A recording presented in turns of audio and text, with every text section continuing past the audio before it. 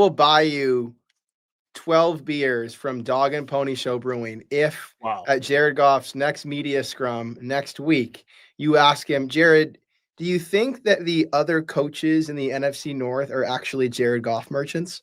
I feel like I need to pull this away and get beers away from Dog and Pony because Will's just going to get those for free. But if you don't think I won't do that, you are incorrect. I think you would actually really appreciate it.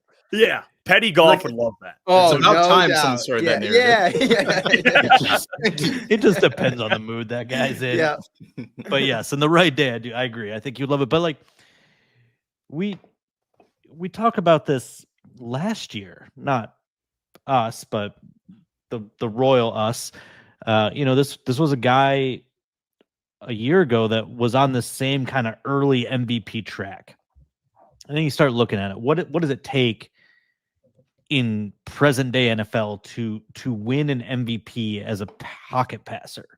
Because we already know the award's going to a quarterback. That's unfortunately a given. But in the era of Pat Mahomes, Josh Allen, Lamar Jackson, like what does a pocket passer have to do? One, you have to win all the games. I mean, 15 was a good start last year, So somewhere in that ballpark, your conference is a really, really strong start, at least your division one. You have to throw at least 40 touchdowns. Yeah. And you do. And Goff is on that pace right now. I think 12 through 5 puts him on pace for 41, I'm pretty sure. And then you have to throw fewer than, I say 10 interceptions, but it's probably closer 10. Closer to fewer than 7, if we're being honest. And I point to the Aaron Rodgers. Aaron Rodgers, yep. Back to back. And look, Aaron Rodgers had some mobility early in his career, but when he was winning those last 2 back-to-back MVP awards, like he wasn't 28-year-old Aaron Rodgers. He was starting to slow down, probably had fewer than 300 rushing yards and probably significantly fewer, but look at those touchdown to interception ratios. Yeah, I mean, they're absurd. I think I'm looking right now. 45 to 4 or something. What are they, Will? 48 touchdowns to 5 interceptions the first year. 37 touchdowns to 4 interceptions the next year. Both years he led the league in both touchdown rate and interception rate. Yeah. So if Goff continues on his current pace, I think it puts him at 41-7. And I wouldn't even call that a lock, but if he can stay on that pace, he is very, very much in the conversation coming into the season, particularly if the Lions, 1, win the division, 2, win the conference. Yeah, I think the thing that Jared needs to avoid is sort of the meltdown game, because I feel like he has a couple of these a season, and we saw it last year in Houston. I think the week before that game, I wrote a story about why Jared Goff should be in the MVP conversation. And usually when that happens, maybe I'm the jinx, maybe whenever someone else does it. Like, it's like right when you start saying, all right, Jared, this is your moment.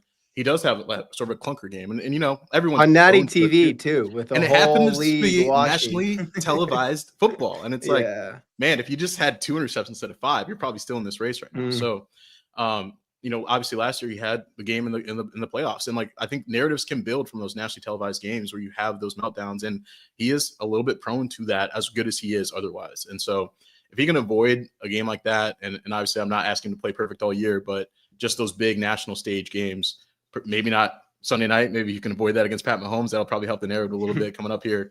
But other than that, like you look at what he's done, and he's orchestrating the best offense in the NFL at such a high level, and he's done it with different coordinators, with the same cast, but a different offensive line, different center. He's taking on more responsibilities and getting them into the right plays and out of bad ones. And you hear so much about that, but I really do think that's a superpower.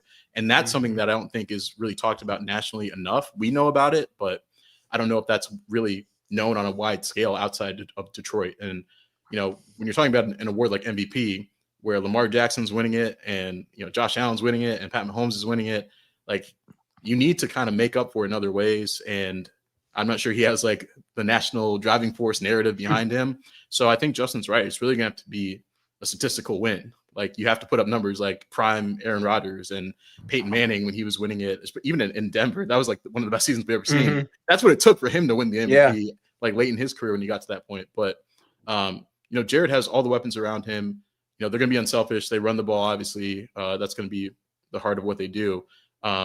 But I really do think if he can avoid the true meltdown on a national stage, that will help a lot. Before we do that, I have to tell you about our friends over at Sleeper. So Sleeper is the #1 fantasy sports app. It pays to know sports. Pick more or less on top players. Your first pick is on us, so start winning now. Play in Texas, Georgia, Minnesota, and 27 more states. Pick anytime across all sports, pregame or live. Over 10 million players are already on Sleeper. Make your picks count. Score up to 1,000 times your cash. Join today. Get up to $100 credit using the code HMA. Call your shot on Sleeper. Download now. All right, there you go. Okay, we fixed it. Let me tell you about our friends over at Sleeper. It's a fantasy sports plus real money gaming app focused solely on bringing people together through sports and gaming. It's become one of the fastest organically growing fantasy platforms in the world. It's got millions of active users while still earning some of the highest levels of engagement per user in the industry. They also have Sleeper Picks, which is their real money product that connects friends over picks. You choose 2 to 8 of your favorite players from pregame, live, or across different sports. Pick more or less than the predicted stats. And on Sleeper, you can get up to 1,000x payouts. Share with your friends. Get rewarded together. Use the code HMA. Get a $100 deposit match up to $100. I really do think, I don't know if that's crazy to say, but I really do think that would help him with that narrative, which you need to win an award like MVP. You know what would help him even more, Colton, is if he goes and he has the whatever year it was, 2020 Chiefs Rams game where he just goes bananas on national television. Go the other way. He might win the MVP in week 6. Yeah. It almost feels like, to make a compelling MVP case to the national body, he would even have to outplay the seasons that Aaron Rodgers and Peyton put up in the years that they won it, because Rodgers and Peyton were already accepted as one of the 3, 4, 5 best quarterbacks in the NFL. So once they were in that conversation, they had some more gravity with those who were voting on it. Jared is not yet accepted nationally as one of the 5 best quarterbacks, maybe now one of the 10 best.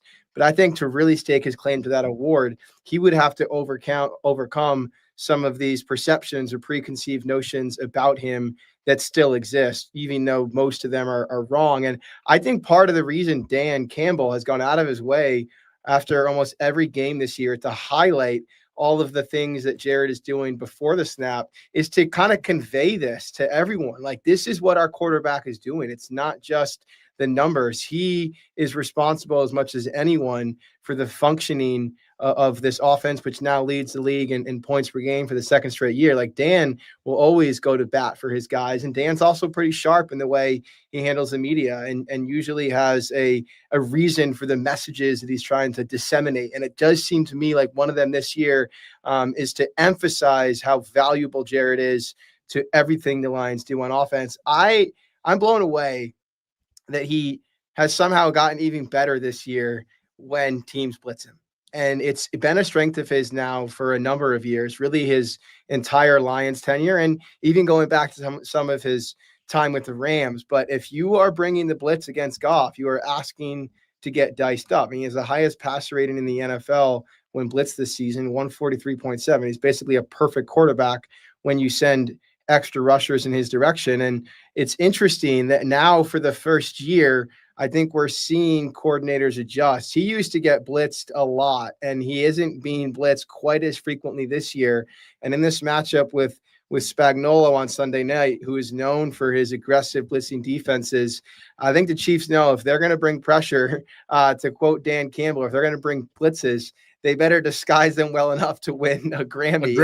Not an Oscar. He meant an Emmy or an Oscar, because Jared is so adept at sniffing out blitzes and sifting through all of the noise on defense. We see it every darn time they play Flores and the Vikings. Flores, much like Spags, is known for those exotic, creative blitz packages, and Jared has a way to sort through them, diagnose them, and get into the right plays. And that's a product of being such a high IQ quarterback. And there is now a clear inverse pattern between Goff passer rating when blitzed and how frequently he's being blitzed. So I do think coordinators are adjusting, but it's just another example of the way that He is processing defenses and then executing the offense at an elite level. I think the Grammy comment was actually a subtle shot at Taylor Swift. I'm just being honest. Oh, I like it. Yeah, I think Chief Dan Campbell beefing with Taylor Swift. Subtle dig. When you talk about the changing at the line of scrimmage,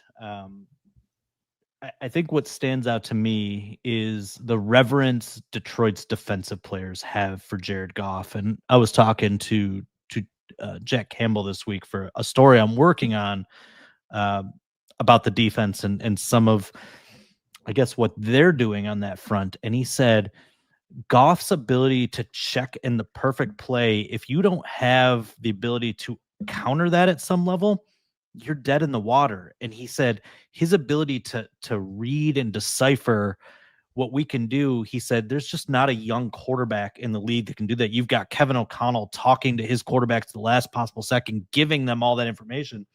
And Jared's here at this 500 level. He's a doctorate in deciphering pre-snap what to do. And then also, as you're demonstrating with the blitzing here, post-snap, he knows where to go. He has the answer key. He's seen so many reps. We talk about Gio seeing nothing, right? Manu's seen nothing. And so everything is new to him.